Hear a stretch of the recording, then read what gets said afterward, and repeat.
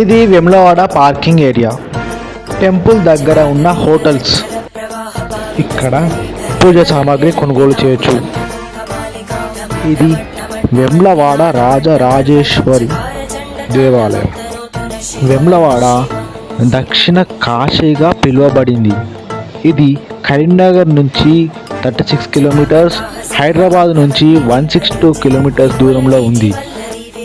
చాళుక్యులు రాజరాజేశ్వరి స్వామి దేవాలయంను నిర్మించారు.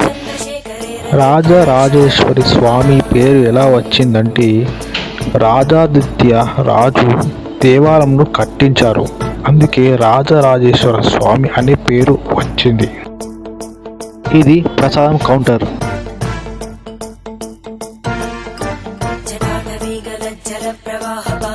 ఇది దర్శనంకి వెళ్ళే దారి.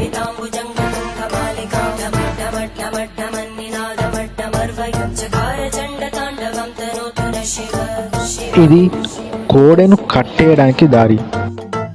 ఇది క్యూ లైన్. క్యూ లైన్లో కనీసం గంటన్నర సమయం పడుతుంది.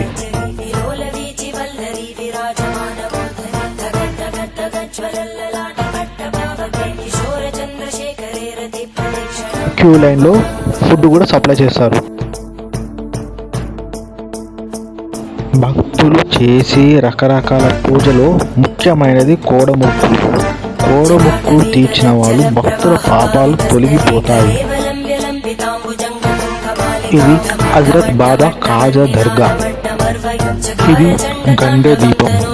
గండ దీపం వెలిగించిన వాళ్ళకి గండాలు తొలుగును.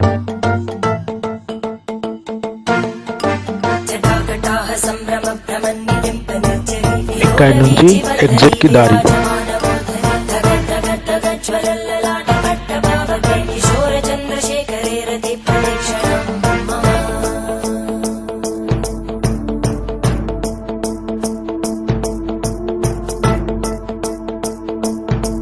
ఇది బద్ది పోచమ్మ టెంపుల్ కి దారి. బద్ది పోచమ్మ అమ్మవారు బద్దిగా భూపతి అనే రాష్ట్రకూట రాజు నిర్మించాడు.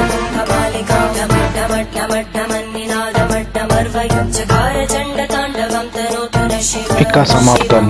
హర హర మహాదేవ శంభో శంకర.